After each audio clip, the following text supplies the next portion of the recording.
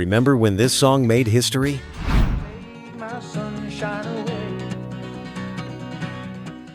Or when this artist shone brightly and then faded into oblivion? In 1971, these tracks came out of nowhere, exploded on the radio, and in everyone's memories, and then disappeared. They were the one-hit wonders of the era.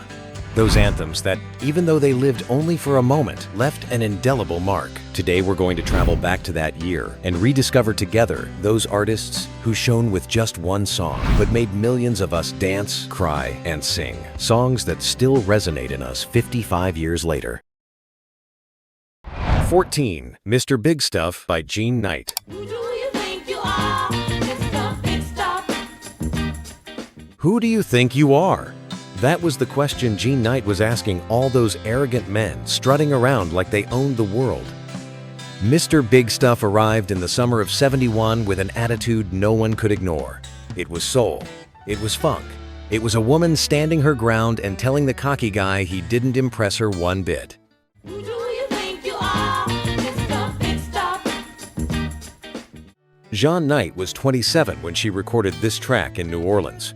Her voice had that mocking tone that made it impossible not to smile while you listened. Here's a detail few remember. The song reached number 2 on the charts, sitting right behind the Bee Gees' How Can You Mend a Broken Heart? Jean Knight kept recording for years. She made more albums, more songs, but none ever recaptured that same magic.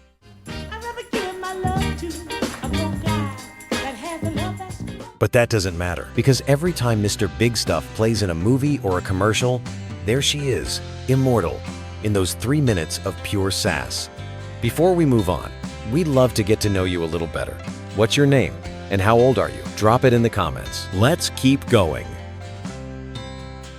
13. Put Your Hand in the Hand by Ocean. Put your hand in the hand of the man who stilled the water. 1971 was the year Jesus became a rock star. It sounds strange to say it like that, but it's true. Jesus Christ Superstar was on Broadway. Spiritual rock filled the radio waves. And from Canada came Ocean to ride that wave, with a song that sounded like a Sunday sermon backed by an electric guitar. And it causes me shame to know we're not the people we should be. Put Your Hand in the Hand spoke about the man who calmed the waters, the carpenter from Galilee, and did it with such a catchy rhythm that it won over even the non-believers. The hit reached number 2 on Billboard. Everyone was singing it in churches. They adopted it as a modern hymn. At parties, it played alongside love songs and protest tunes. What most people didn't know, Ocean was a band from Toronto, formed almost by accident. None of its members expected the success they got, and when they tried to repeat it, the public simply didn't respond.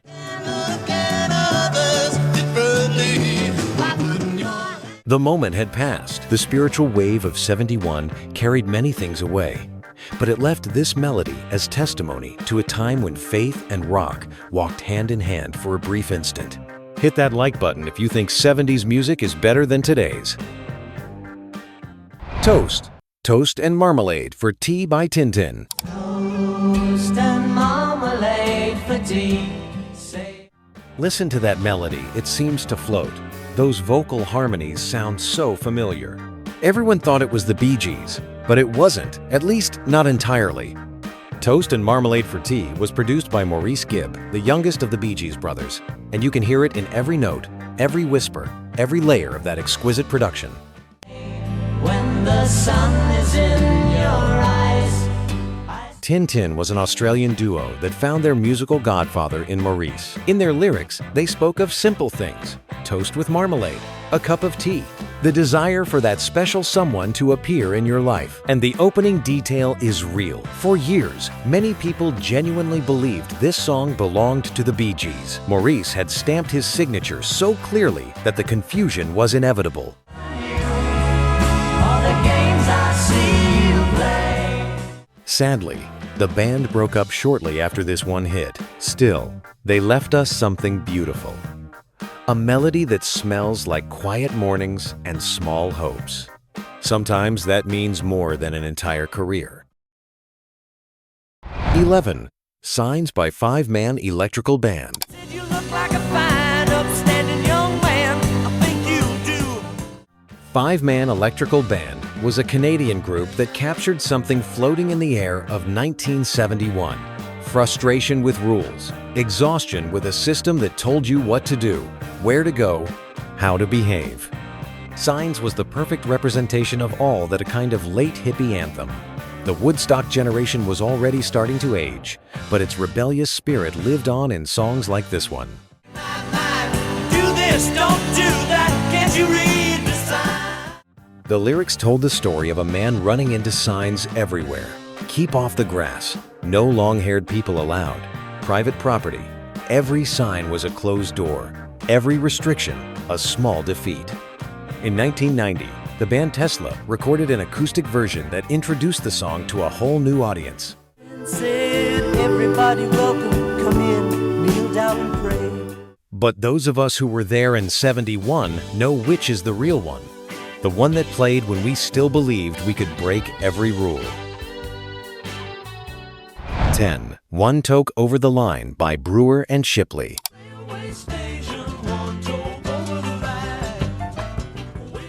No one imagined that when they heard this melody on the radio back in the '70s, they weren't listening to an innocent tune.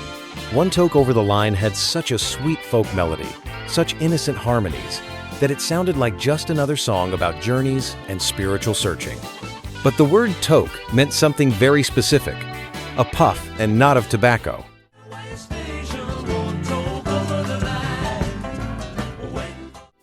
The hit was about being a little over the line, about crossing that boundary where reality gets blurry. Here's the most delicious detail of this story. Lawrence Welk, an extremely conservative orchestra leader, performed this song on his family-friendly TV show. He presented it as a modern gospel tune. His singers performed it with angelic smiles, completely unaware of the real meaning.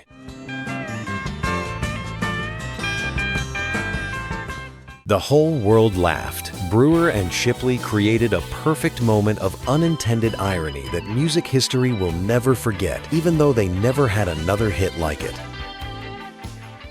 9. Do You Know What I Mean? By Lee Michaels.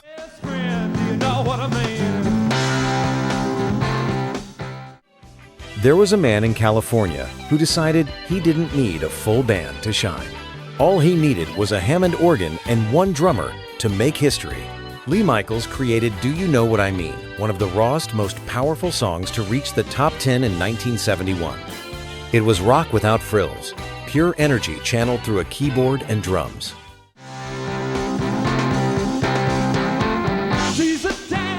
The track was almost primitive in its simplicity, and that simplicity was its strength. Here's a detail you'll love. Lee played the organ pedals with his feet to create the bass lines.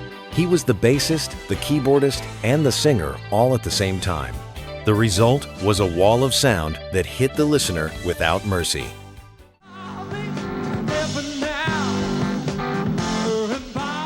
Lee Michaels recorded more albums afterward. He kept experimenting with his minimalist format, but he never again captured the attention of the mainstream public. Still, in those 4 minutes of Do You Know What I Mean, he proved that less can be so much more. What's your favorite song from the '70s? Drop it in the comments so we can all listen. 8. Chick A Boom, Don't Ya Jez Love It, by Daddy Dewdrop. She must be a magic genie, but she This melody is the best example that not every song needs to be deep to go down in history. Some just have to make you smile. Chick A Boom was absurd, repetitive, impossibly catchy.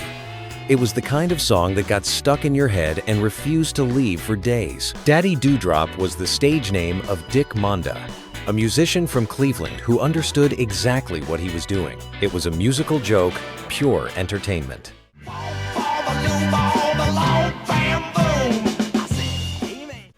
Many don't remember that the lyrics were originally written for Groovy Ghoulies, an animated cartoon about teenage monsters. Somehow it jumped from Saturday mornings to radio stations around the world. No one expected it to work, and it worked wonderfully.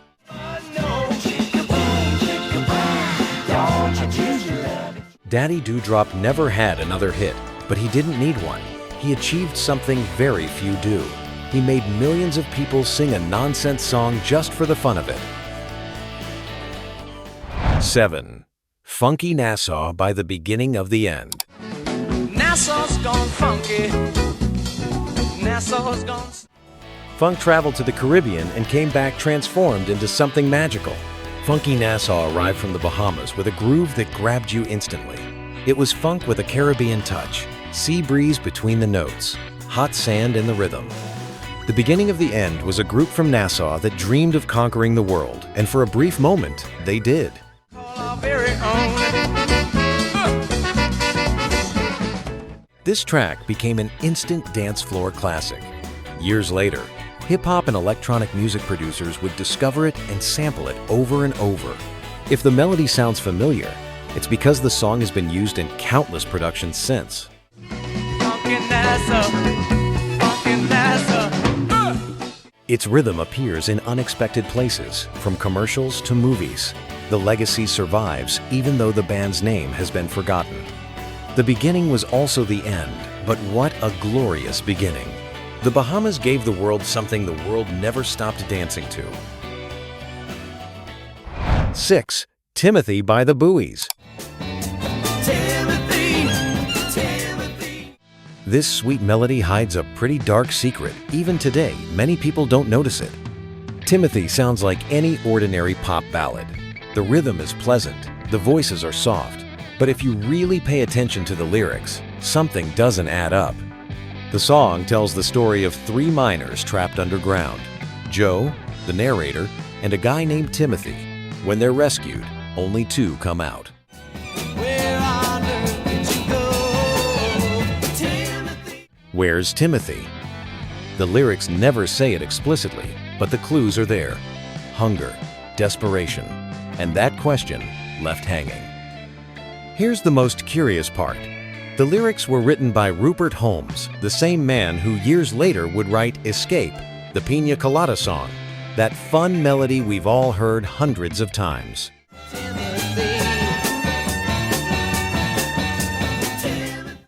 Holmes wrote it deliberately to create controversy and get radio stations to ban it. The plan worked. The ban created curiosity, and curiosity turned into success. The Buoys never charted again, but they left us one of the most disturbing songs in pop history. 5. Get It On by Chase. I'm gonna tell you just what I'm gonna do. I'm gonna make love. Jazz and rock met in a dark alley, and the result was explosive. Bill Chase was a virtuoso trumpeter who had played with the big bands, but he wanted more. He wanted speed. He wanted volume. He wanted trumpets to scream like electric guitars.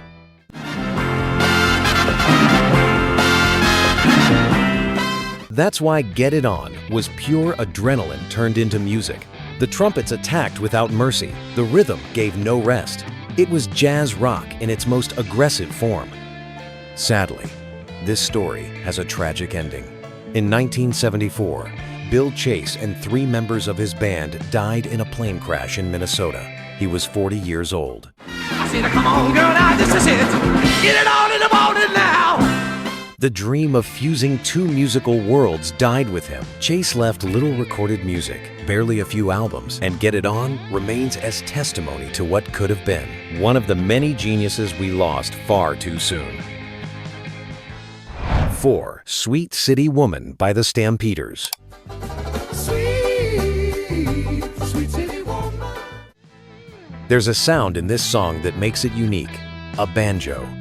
And it was masterfully included by misunderstood geniuses who called themselves the Stampeders. They came from Calgary, Canada, and decided the rules didn't apply to them. Who says you can't mix rock with a country instrument? See your face, I can hear your voice, I can almost touch you.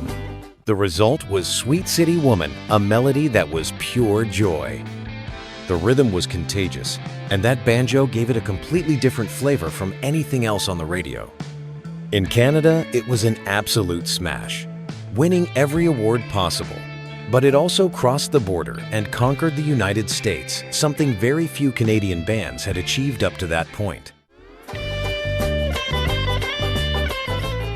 The Stampeders kept recording for years, had other hits in their home country, though none as big as this one. Every time that banjo plays, you can't help but smile.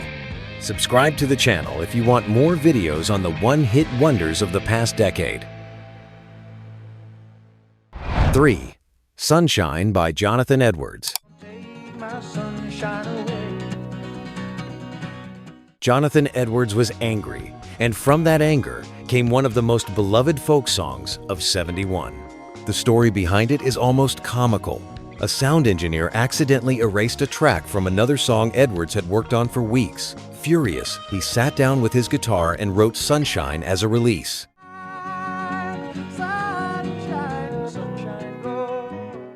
But the world took it as a gift.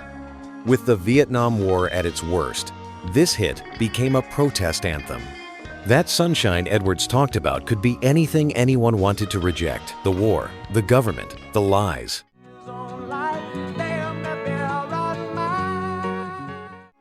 He wrote about personal frustration and in the process created a collective symbol.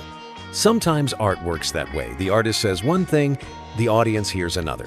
And that's okay. Jonathan Edwards kept making music for decades, but he always knew this song was special. It was the cry of a tired generation that echoed forever. 2. Resurrection Shuffle by Ashton, Gardner, and Dyke.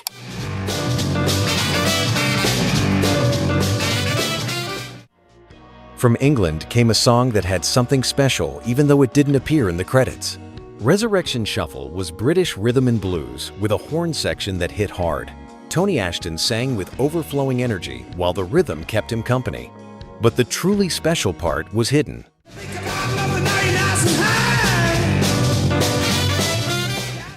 George Harrison and Eric Clapton, no less, played on the recording. Two of the most important musicians of the era, working without official credit, adding their magic to a relatively unknown band's creation.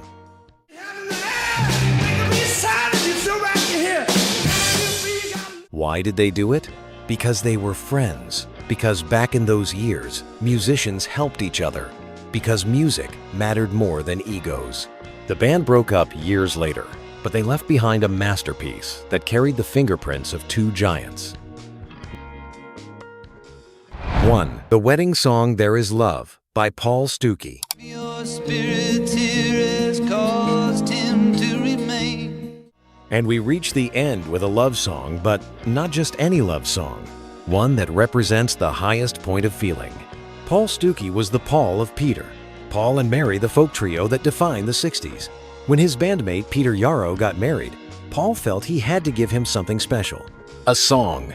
Your spirit here has caused him to remain. The wedding song was born from that generous impulse. Its lyrics spoke of love as a sacrament, of marriage as a sacred promise, of two people becoming one under the gaze of something bigger than themselves. The track was the go-to choice for weddings throughout the 70s. Millions of couples walked down the aisle while this melody played. And here's a detail that takes everything to the next level. Paul Stookey gave up all royalties from this work. Every penny went to charity organizations. He didn't want to make money from something born of pure love. Your spirit here has caused him to remain. How many songwriters can say they made a gesture like that? The wedding song wasn't a passing hit. It was a gift that keeps on giving, wedding after wedding, generation after generation.